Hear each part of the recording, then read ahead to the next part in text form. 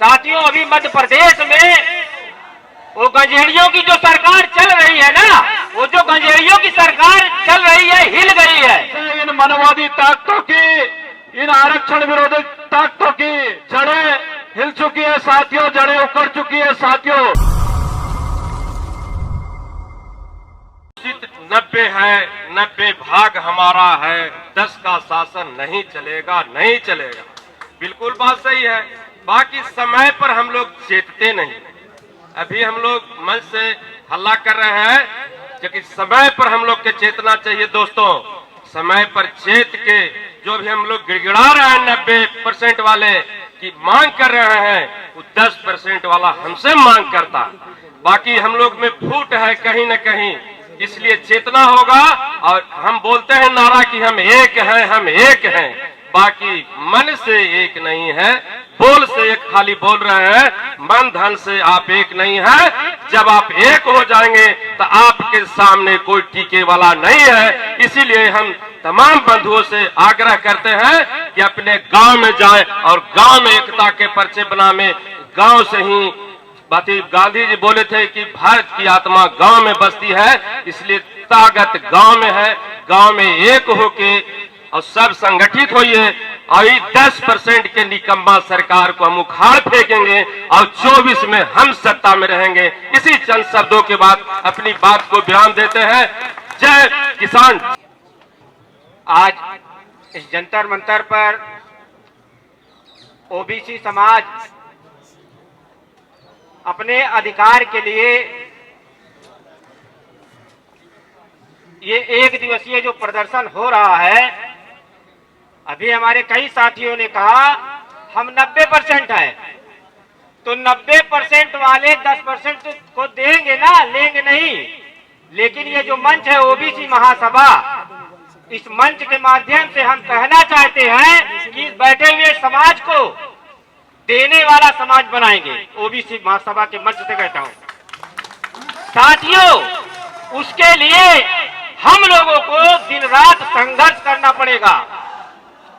जब तक इस 90% समाज को हम पूरी तरह से जोड़ नहीं लेते हैं, तब तक हम लोग इस ओबीसी महासभा के काम को छोड़ेंगे नहीं। साथियों, अभी मध्य प्रदेश में वो गंजेड़ियों की जो सरकार चल रही है ना, वो जो गंजेड़ियों की सरकार चल रही है हिल गई है। और मैं उत्तर प्रदेश से आता हूं और वहां तो एक गंजेड़ी है जो बुलडोजर लेकर चलता है, वो सिर्फ हमारा ही गिराता है, हमारे ही घरों को गिराता है, हमारे ही लोगों को मारता है। लेकिन ये लड़ाई समानता की है। आप हिंसा कर रहे हैं, असमानता फैला रहे हैं, हम हिंसा करेंगे समानता के लिए, ये वादा है मेरा। साथियों, क्योंकि बहुत कम समय है, बहुत सारी बातें करनी है। साथियों, जाति आधारित जनगणना का जो मुद्दा रखा गया है, हम लोग मांग रहे हैं, आप नहीं दे रहे हैं। आवारा कुत्तों पशुओं की गिनती कर रहे हो। ये 90% जिस दिन जाग गया ना, तो तुम्हारी भी गिनती खत्म हो जाएगी। ये नोट कर लो, हम मात्र एक गिनती की मुद्दा को लेकर यहाँ आंदोलन कर रहे हैं। आजादी आपको मिली है, हमारे लोगों को आजादी नहीं मिली है। लेकिन ओबीसी महासभा इस देश के अंदर 90% लोगों को आजाद करके दिखा देगी, ये बात नोट कर लेना साथियों। और हमारे यहाँ जो, मैं अयोध्या का मूल निवासी हूँ साथियों, जो धार्मिक विस्तार के नाम पर वो बुलडोजर जो गंजेड़ी सरकार वहां चल रही है, एससी बीसी के जमीनों पर वो कब्जा कर रहे हैं और सारे ब्राह्मणवादी लोग उन जमीनों को ले रहे हैं। साथियों, पूरा आप वहां के जमीन मैटर को ले लीजिए, पूरा का पूरा जो योगी सरकार है भ्रष्टाचार के तहत चल रहा है।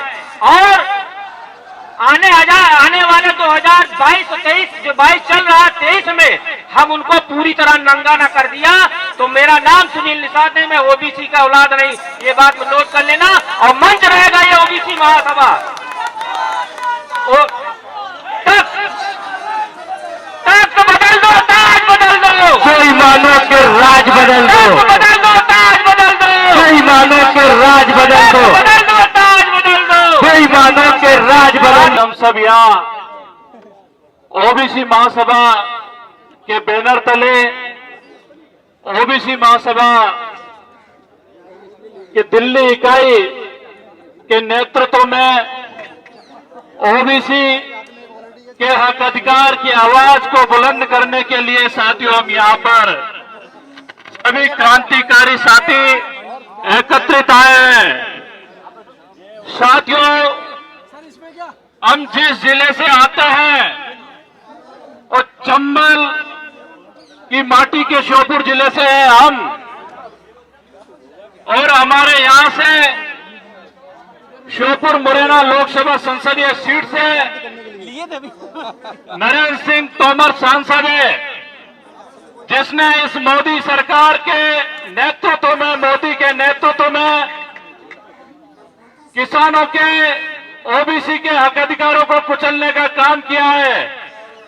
पर साथियों, हमने श्योपुर में इतना बड़ा आंदोलन खड़ा किया है कि उस नरेंद्र सिंह तोमर की एक प्रकार से हमने कब्र खोद के रख दी है साथियों। और साथियों, ये जो ओबीसी के हक अधिकार की जो ओबीसी के मुद्दे हैं, जातिगत जनगणना का मुद्दा, हमारे प्रतिनिधित्व का मुद्दा, इसको ओबीसी महासभा ने पिछले सालों में पुरजोर तरीके से उठाकर ओबीसी के हक अधिकार की आवाज को बुलंद किया है। और आज हम देख रहे हैं कि पूरे मध्य प्रदेश में एक बहुत बड़ा आंदोलन खड़ा हुआ है, बुंदेलखंड से, चंबल संभाग से, और इस आंदोलन का व्यापक स्वरूप पूरे मध्य प्रदेश में बनता जा रहा है, जिनसे इन मनवादी ताकतों की, इन आरक्षण विरोधी ताकतों की जड़ें हिल चुकी है साथियों, जड़ें उखड़ चुकी है साथियों। जिस प्रकार से पिछले दिनों ओबीसी महासभा ने आंदोलन किए, वो चाहे हमारी बेटी के साथ जो बलात्कार हुआ है, पिछोर में जो आंदोलन था, ग्वालियर में जो आंदोलन था, टीकमगढ़, छतरपुर में जो आंदोलन चल रहा है, और 4 सितंबर को जो सागर में आंदोलन होने वाला है, उससे एक संदेश आएगा।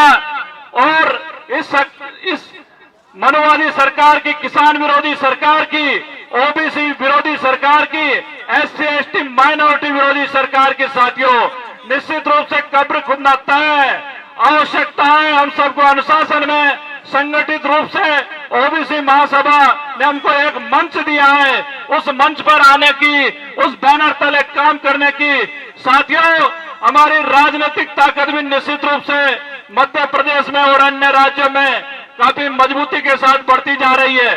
तो मैं इस अवसर पर ओबीसी महासभा का यहाँ पर वरिष्ठ नेतृत्व है, ओबीसी महासभा की कोर कमेटी के पदाधिकारी है, प्रदेश के पदाधिकारी है विभिन्न प्रदेशों के, उनसे भी निवेदन करूंगा कि आप ओबीसी के जो एक क्रांतिकारी साथी है, इनको एक राजनीतिक विकल्प के रूप में राजनीतिक विकल्प देने का भी कार्य करें, क्योंकि हमारे जो पंचायतों में साथी चुनकर आए, चाहे वो जिला पंचायत सदस्य के रूप में या जनपद सदस्य के रूप में, कहीं न कहीं वो कांग्रेस या बीजेपी का दामन थाम लेते हैं। इसीलिए साथियों, यहां से एक विकल्प देने का भी आपको प्रयास करना चाहिए और उसकी शुरुआत करना चाहिए। आदरणीय लक्ष्मण जी हमारे सबके मार्गदर्शक है, इनके नेतृत्व में श्योपुर में और आसपास के जिलों में, इनके मार्गदर्शन में ओबीसी का यह आंदोलन, हक अधिकार का आंदोलन बहुत मजबूती के साथ आगे बढ़ रहा है, और हम सब निश्चित रूप से अपने संघर्ष को और अधिक गति देंगे। इसी बात के साथ मैं अपनी बात को समाप्त करता हूं। जय भीम, जय भारत, जय ओबीसी, जय संविधान। के लिए, उनके हक अधिकार के मांग के लिए हम लोग एकत्रित हुए। अब बिल्किस बानो का केस देख लो, कुछ दिन पहले या जंतर मंतर पर दिल्ली की सरकार ने कश्मीर पर ब्राह्मणों पे जो अत्याचार हो रहा है, उनके समर्थन में यहाँ पे वो एक दिन का आंदोलन किया था। क्या बिल्किस बानो के लिए नहीं कर सकते थे आंदोलन? क्या इंद्र कुमार मेघवाल के लिए नहीं कर सकते थे? क्या बंडा की बेटी या सागर में जो घटना हुई, उनके समर्थन में नहीं कर सकते थे? क्योंकि नहीं करना है, उन्हें भी जातिवाद का वो भूत चढ़ा हुआ है, और वो भी जातिवाद देखकर वोट लेने के उसमें, चाहे दिल्ली की सरकार हो चाहे केंद्र की सरकार हो, ये सब सत्ता के भूखे हैं और ये हमारे तुम्हारे काम में नहीं आने वाले हैं।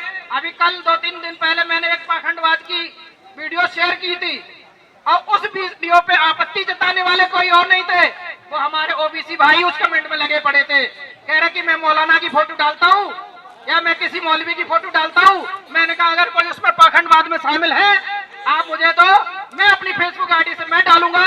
मैं किसी जाति और धर्म के विरोध में नहीं हूँ, लेकिन पाखंडवाद अगर रहेगा तो पाखंडवाद के विरोध में जरूर करूंगा, चाहे उसमें आप जो भी करें हमें उससे कोई आपत्ति नहीं, चाहे आप मेरे जितने भी विरोध में आए हमें कोई आपत्ति नहीं।